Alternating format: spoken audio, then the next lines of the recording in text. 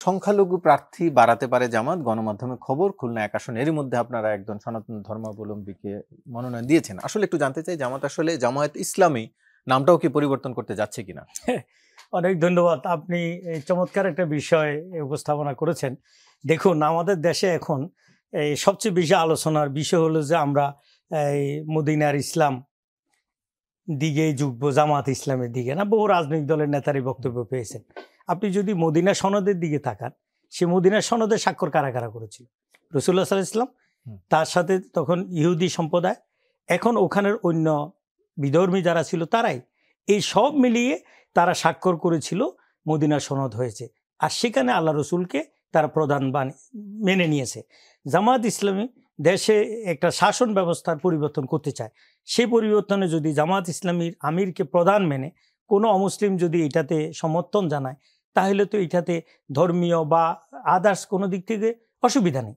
বরং যদি তারা উৎসাহিত হয়, এবং একই কাজটা অসুবিধা হয়েছে ওই জায়গায়, আপনি আওয়ামী লীগের লোকেরা হিন্দু প্রার্থী দিয়েছিল, বিএনপি থেকে বহুজন হিন্দু প্রার্থী দিয়েছিলেন, কিন্তু তারা কেউ জয় হইতে পারে নাই। বা অনেকেই দেখা গেছে যে এই বিএনপির থেকে এরকম সিনিয়র আইনজীবীও আমাদের একজন ছিলেন, বহুবার উনি ইলেকশন করেছেন কিন্তু জিততে পারেন নাই।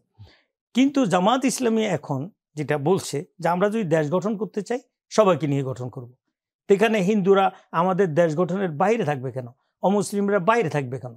আমাদের নেতৃবৃন্দ শুধু তাই না ঘোষণা দিয়ে তাকে প্রার্থী দিয়েছে তা নয়, জামাতের সমস্ত কর্মী বাহিনী দিয়ে তাদেরকে সহযোগিতা করছে। তাহলে এখানে বোঝা যাচ্ছে রাষ্ট্র যদি গঠন করতে হয়, দেশটাকে যদি সুখী সমৃদ্ধশালী করতে হয়, তাহলে সেখানে সকলের অংশগ্রহণ নিশ্চিত করতে হবে। জামাত এটা একটা ইনস্ট্যান্ট এখানে উদাহরণ হিসেবে পেশ করেছে। তো আমি মনে করি যদি জামাত আরো কয়েকটা প্রার্থীও বাড়াই দেয়, তাহলে সেটা ভালো। নাম কেন পরিবর্তনের তো প্রশ্ন নাই।